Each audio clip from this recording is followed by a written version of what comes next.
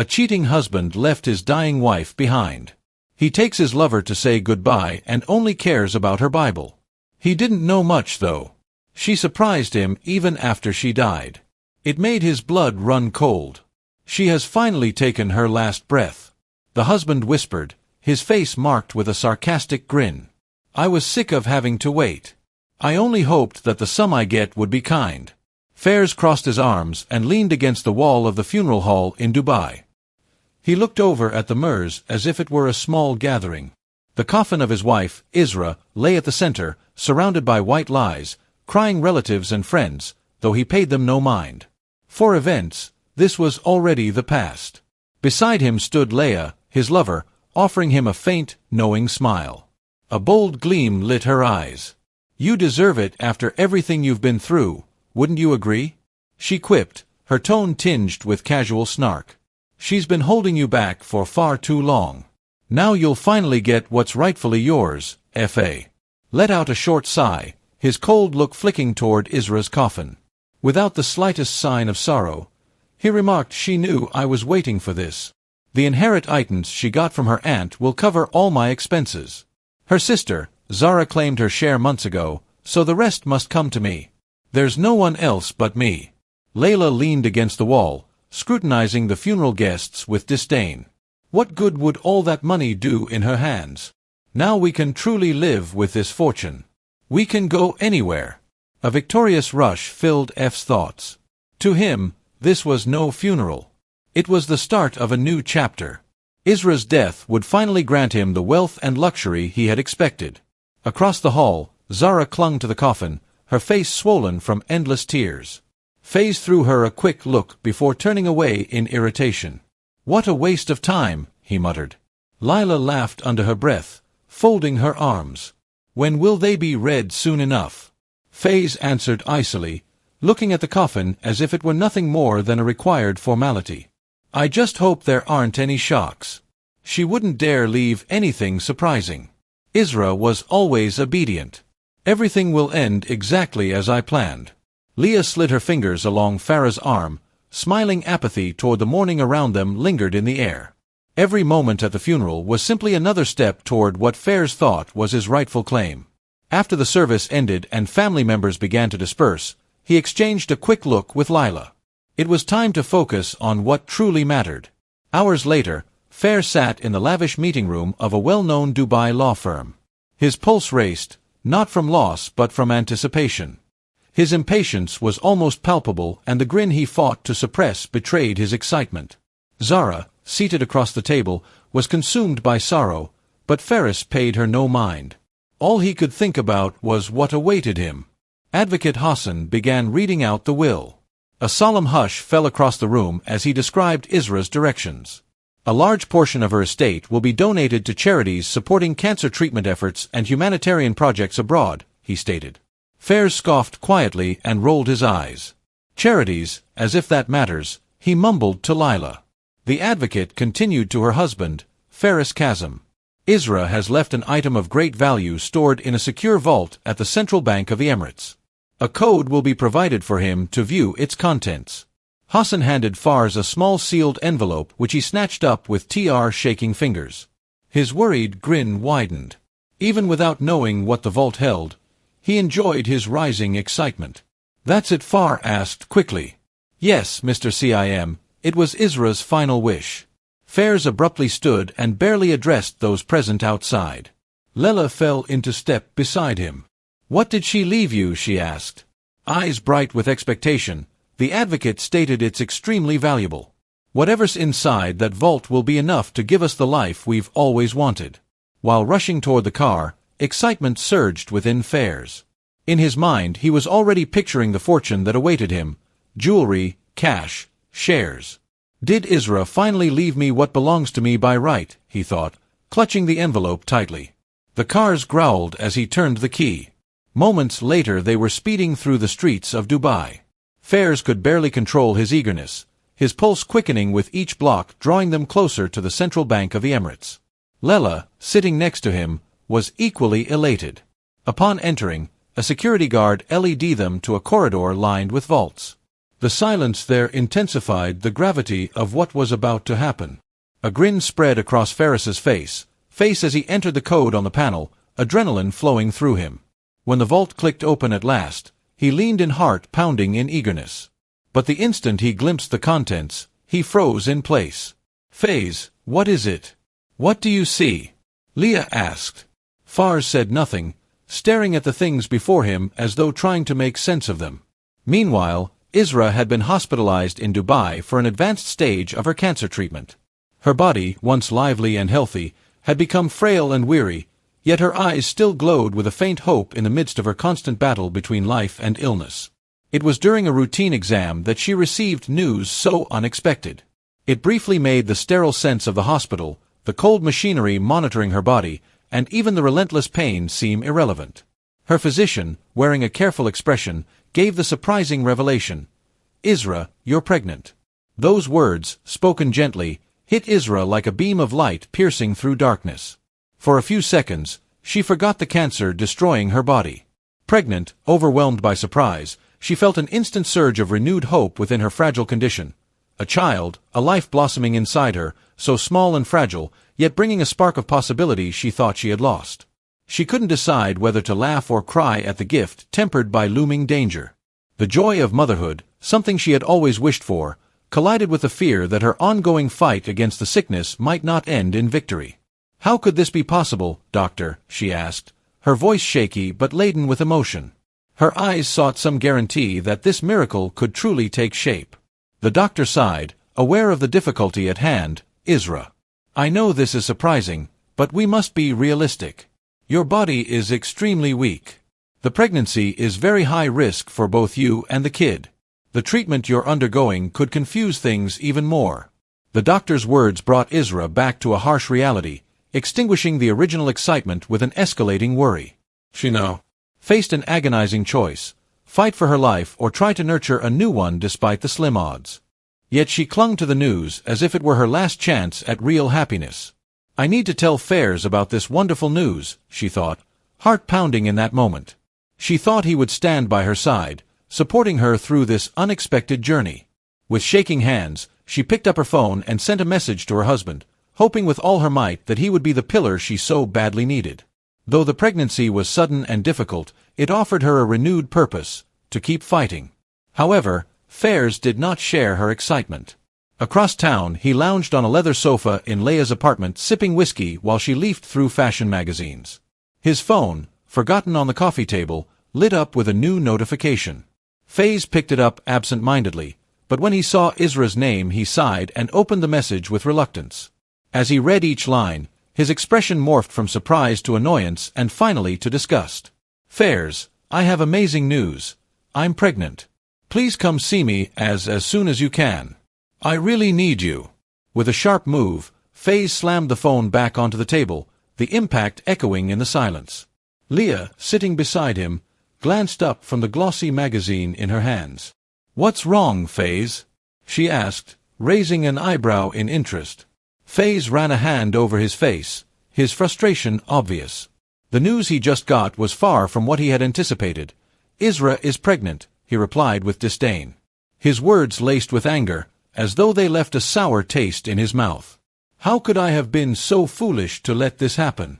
Lila blinked in surprise, her eyes widening briefly, before a sly smile curled her lips.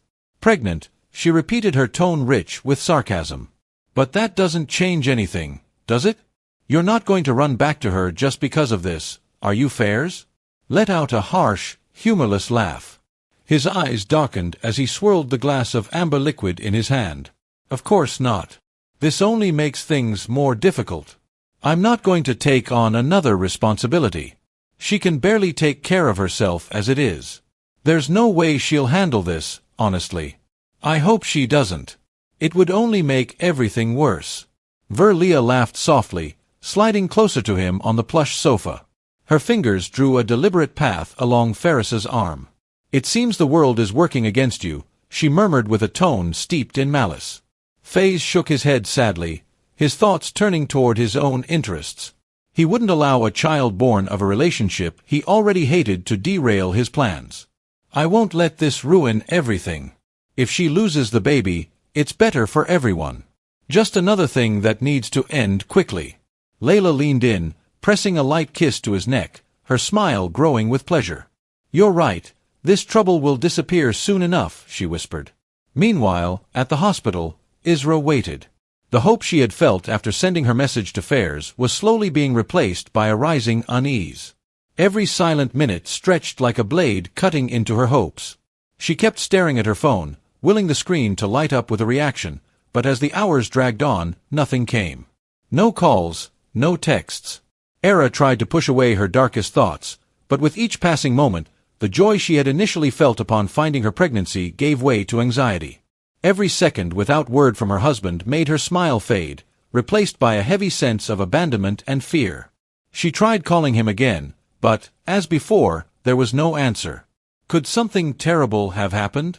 The questions gnawed at her, and the thought that Fairs might be in danger filled her with dread. In a moment of panic, Isra sent another message, shorter this time, simply asking where he was. Yet the silence from the other end of the line seemed louder than the regular hum of the machines around her. Suddenly, the door to her hospital room creaked open softly. Zara, her sister, stepped in slowly. There was something unfamiliar in Zara's face, an air of somberness so heavy that it made Isra's stomach twist with unease. Zara approached the bed with hesitant steps, finally sitting down beside her. The quiet between them was more agonizing than any words could have been. Isra studied her sister's face, and what she saw in her eyes made her neck tighten.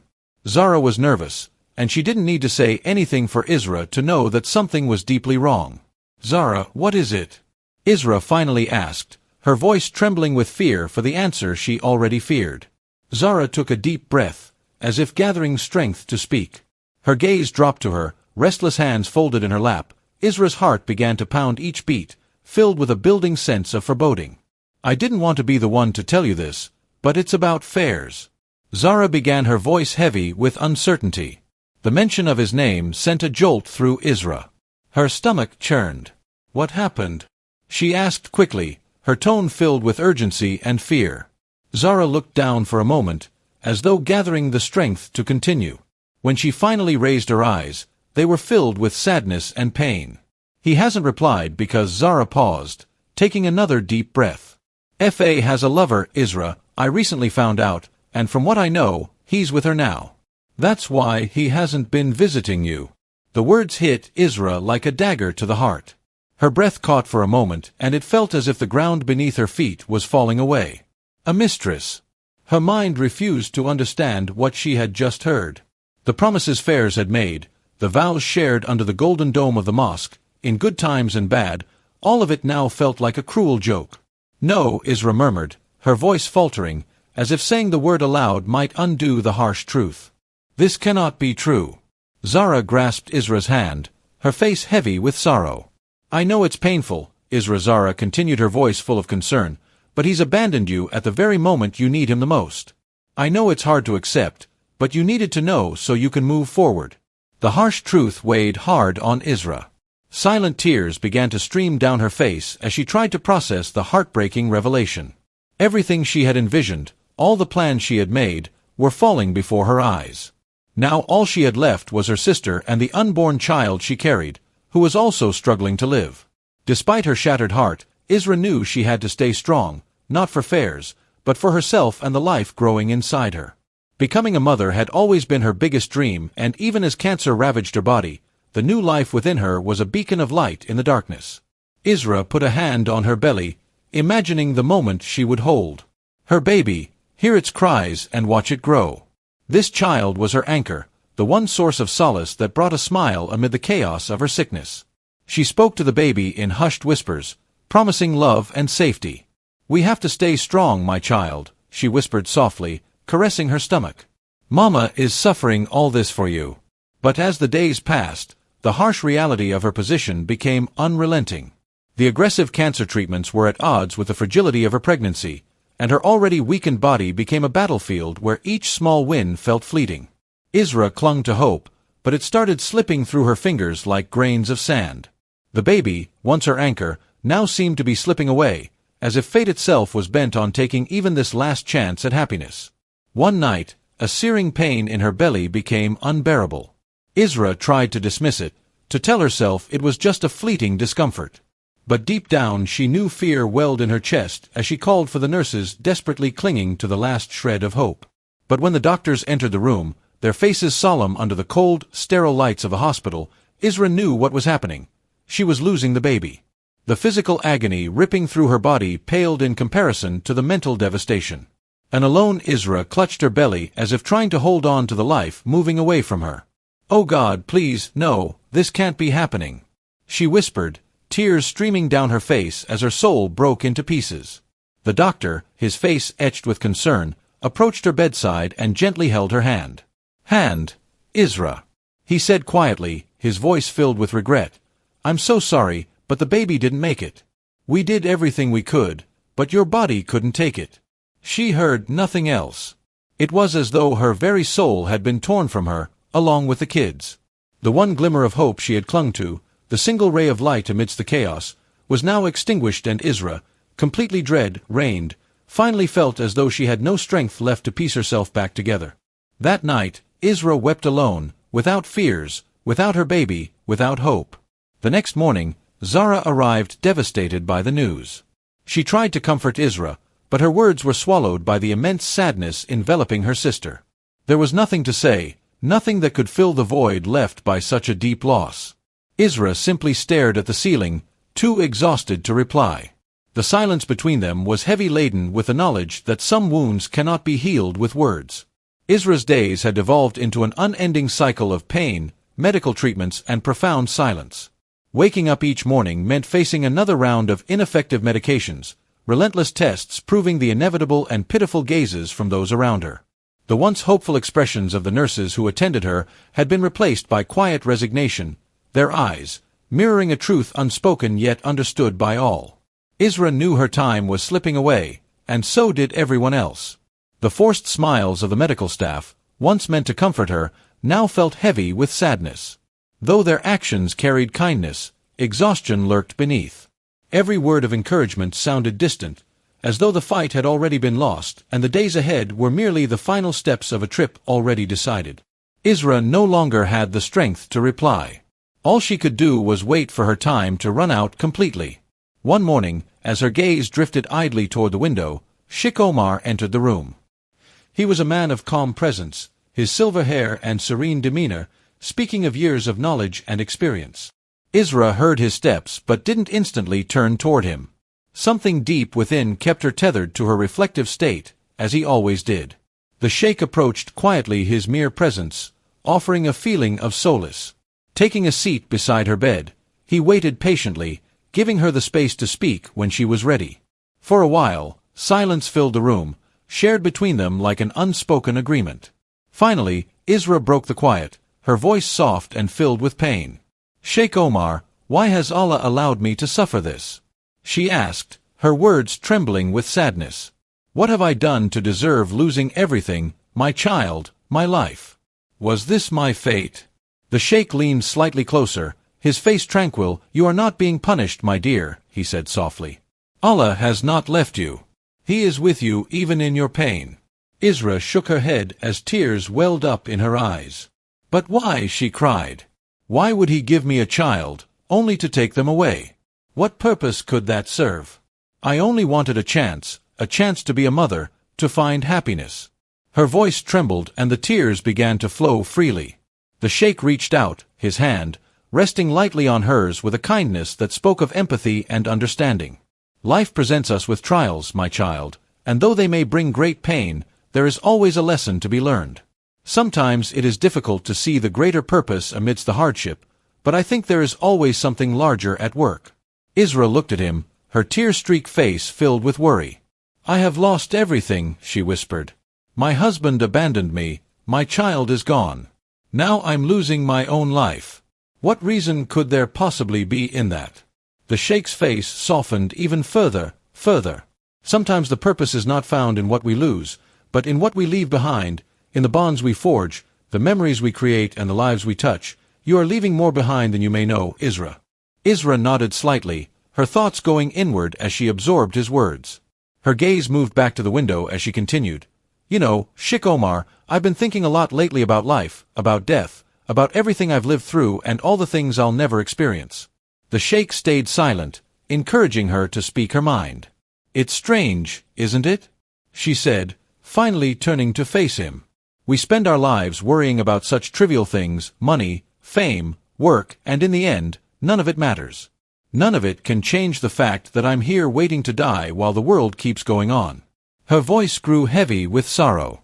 "I always thought I'd have more time to do the things I dreamed of, to be a mother, to be happy, but now all I feel is that time has been taken from me." The sheikh observed her with compassion, sensing the weight of her sadness. He had encountered many such moments with others in similar situations, yet each was profoundly unique. "Time is beyond our control, my child," he said softly. "We live as though it is infinite. But the truth is, none of us knows how much we truly have. What counts is not how much time we have left, but what we do with it." Isra's eyes met his a flicker of determination within the sadness. "And what can I do with the time I have left?" she asked, her tone laced with bitterness. "I'm stuck in this bed. All that's left for me is to wait for death. There's nothing else." The sheikh leaned forward slightly, his gaze steady and filled with seriousness. "Sometimes the only thing we can do is seek peace. Death may take away the body, but it can never claim the soul."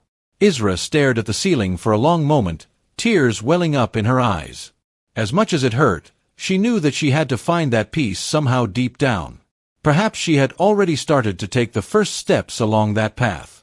After the imam left, Isra stayed silent, alone in her hospital room, her thoughts wandering. She recalled the inheritance she had gotten from her aunt, a fortune that she and her sister Zara had divided. It was more money than she had ever imagined having in her lifetime. Yet as she lay on the hospital bed, Isra thought the true worth of such wealth.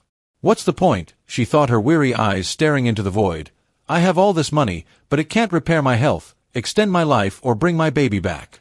What once seemed like a force of defense now felt like a bitter warning that, in the end, some things are beyond human control.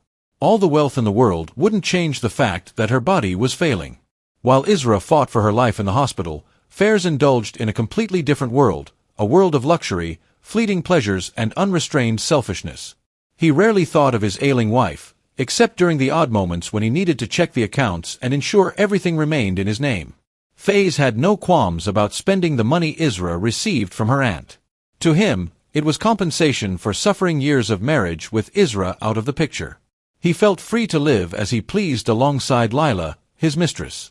He wandered the glitzy streets of Dubai Dai at the most exclusive restaurants and basked in the opulence they both wanted. That evening, Fairs and Leah sat at one of the city's most luxurious eating establishments, the kind of place where a single bottle of wine cost more than the monthly income of most families.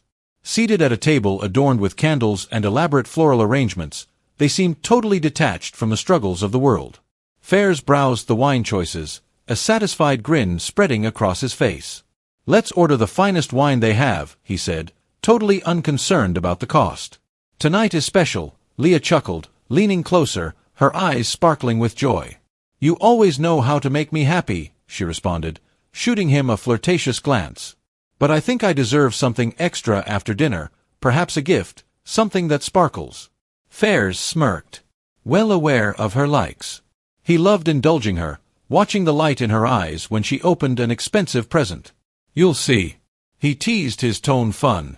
"I have something in mind." They clinked their glasses, laughter echoing as they delighted in their extravagant and shallow lifestyle. Faiz knew he was burning through Isra's money, but it made no difference to him. "She won't need it, she's dying anyway," he thought dismissively. Meanwhile, Isra's time was running out and she knew she had to act. She had come to terms with the fact that her life was nearing its end. Amid the pain and loneliness, a resolute decision began to take shape in her thoughts. There was still one thing. She controlled the fate of her wealth, and that would be her final and most definitive answer to Fairs. With Zara's help, Isra reached out to her lawyer, Dr. Hassan. Despite her failing state, she held the power to make her last wishes known. These choices would change everything. The following morning, Hassan arrived at the hospital, a leather portfolio in hand, his face calm but solemn. He had seen such moments before, clients preparing for their final arrangements. But there was something different about Isra. A quiet purpose underscored her every move. Isra awaited him lying on her bed, friendlier than during their previous meeting, but with a determined look. She knew that the step she was about to take would deliver a blow. Faze could never predict. Faze, the unfaithful husband who had abandoned her in her darkest hour and now wasted her wealth as though he already owned it all. Dr. Hassan approached with measured steps, highly aware of the gravity of the moment. Isra took a deep breath before starting, each word laden with meaning. "Hassan, I need you to ensure that everything develops exactly as I intend," she said, her voice soft yet firm. "I want Fares to receive something special when my will is R." Hassan studied her closely, understanding the weight of her words. There was a spark in Isra's eyes, a blend of determination and sadness. This was not about petty revenge. She spoke of justice, of making Fares feel the weight of his deeds. "As you wish, Isra," he answered in a respectful tone. "What do you want him to receive?" Isra smiled faintly, a tired, barely visible smile. "I've written a message," she began, her gaze drifting toward the table beside her hospital bed where a sealed envelope sat. "I want this letter to be given to him on the day the will is read, but only after he learns what will truly be left for him in the vault." Hassan, the lawyer, carefully picked up the envelope, leaving it sealed, and put it in his briefcase. He didn't need to know the letter's contents to understand the impact it would bring. Everything Isra did had a reason, and he respected that. "I'll ensure it's delivered as per your directions," Hassan said, mentally, noting every detail. "And what about the rest of the inheritance?" she asked, determined to finish everything. "We've talked this before, but I want to ensure it's exactly as we planned," she said, her weary eyes looking out the window. "But Faze must not know a thing until the day comes. He needs to believe everything is unfolding as he expects, until the truth is exposed." Hassan nodded quietly as he jotted down her wishes. He had worked with families before, but this situation had an odd air.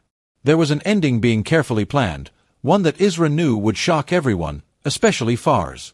While Isra made her final arrangements, Fars indulged in a life of excess and joy with Leah. To him, Isra was no longer part of his present.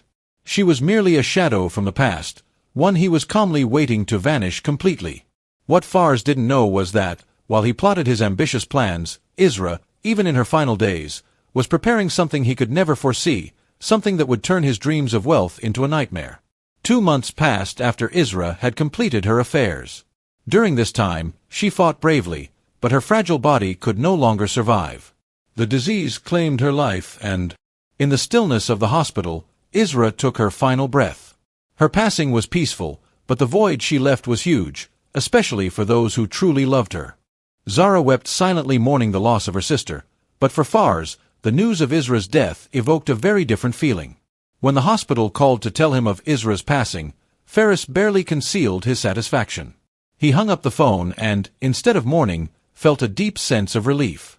The first person he shared the news with was Lila, who was by his side at the time. Finally, Faze shouted with a barely suppressed smile. "It's over. Now everything will be mine. The inheritance, the homes. I told you it would all work out for us." Lila, feeling Fa's excitement, grinned slightly and embraced him enthusiastically. "I knew this day would come," she said, her eyes gleaming with desire. "Now, my love, we can live the life we've always dreamed of. Nothing holds us back anymore." The couple's party was a cruel contrast to the somber silence enveloping the hospital. While Zara arranged the funeral details, Fa and Lila toasted to the new life they thought awaited them. In Fa's mind, the future was filled with luxury and comfort, and he was certain that Isra's wealth would soon be his. The grief was visible on the faces of friends and family who came to pay their last respects, but among them, Faze stood out his impatience, thinly veiled, while those around him were immersed in sorrow. His distant gaze betrayed his distraction, as though he were counting down the moments until the ceremony ended. Every word of condolence he received was met with curt responses. His thoughts focused on one thing, the inheritance to Fars. The funeral was merely a necessary step toward his final goal.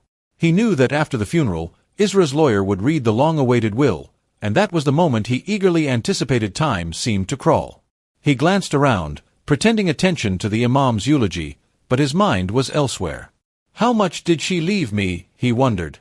Leah, feeling his restlessness, gave his hand a gentle squeeze, sharing in his silent anticipation. They could barely wait to leave. The funeral, steeped in sadness, finally came to an end, and the procession made its way to the cemetery where Isra's body was laid to rest. Fairs cast one final indifferent glance at the coffin, as though saying farewell to a burden already forgotten. For him, this chapter was finished. Now all that mattered was what came next.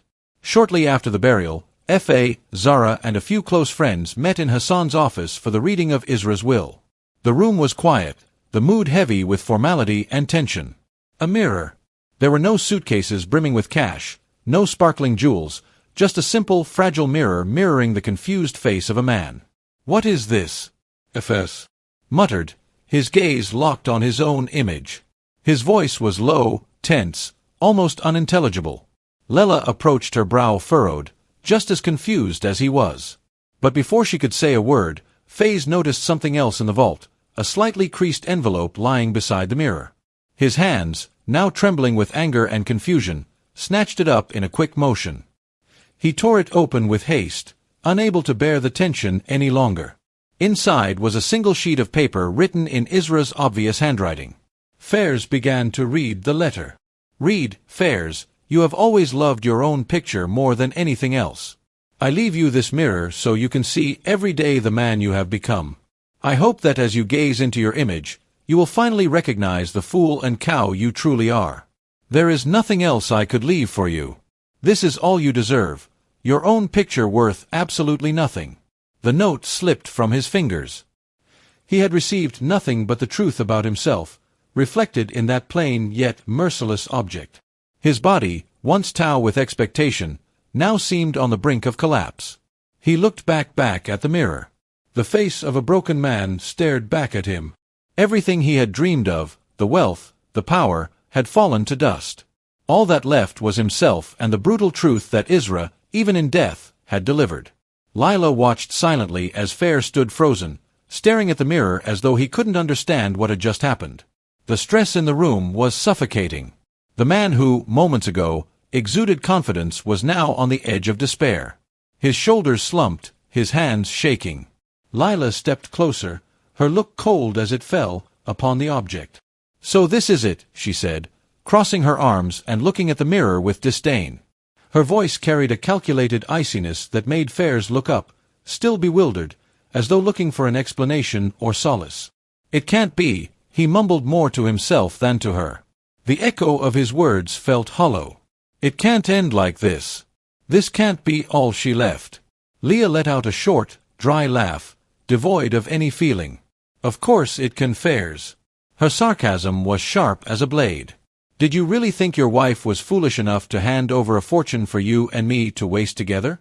Fairs blinked disbelief, still clouding his mind as though he were trapped in a nightmare.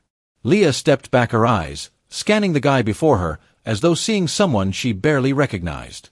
"I watched you plan this for months, down to the smallest detail, and now all you have is a mirror." She laughed again, this time with a note of cruelty. Faze didn't reply. He was frozen, as though Lela's words couldn't pierce the wall of denial he was struggling to keep, but Leah didn't stop. A repressed anger was rising within her, frustration she could no longer contain. "I bet everything on you, Fars. I put all my hope in the idea that you'd bring me into this life of luxury, that we'd escape this hell." And now she pointed at the mirror, contempt dripping from every word. This is what you've managed to get, a mirror of the pathetic man you are." Fairs raised his eyes, despair pooling in them, as he sought something, anything in Lila's words. "This isn't the end. I'll find a way," he stammered, reaching for her arm. But Lila pulled away quickly, as though recoiling from something vile. "A way out."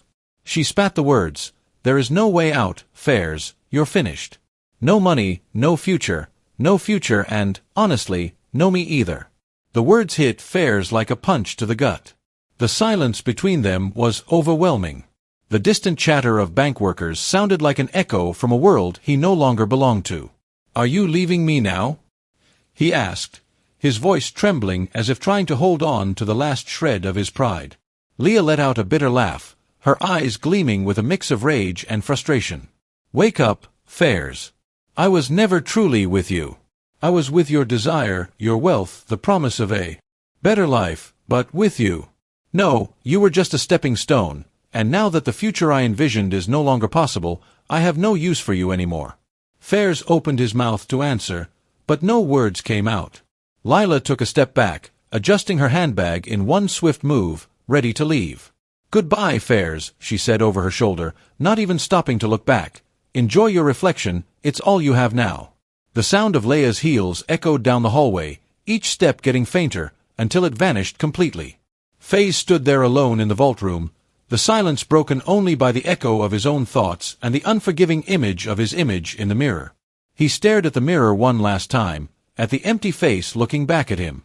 Isra had been right. He had lost, and the only thing left now was the image of a complete fool. Thank you for watching this story develop, a powerful reminder of how greed and deceit can lead to consequences. Faze thought he could manipulate his way to wealth and happiness, but in the end, his actions left him with nothing but a hollow image of himself. Let this be a warning. Selfish ambitions and betrayal only pave the way to isolation and sorrow. If you liked this story, share your ideas in the comments below. What do you think Fairs truly deserved? And don't forget to let us know where you're watching from. Hit the like button and subscribe to our channel to join a growing community of viewers who value important, thought-provoking stories. Stay tuned for our next video. You won't want to miss it. See you soon and take care.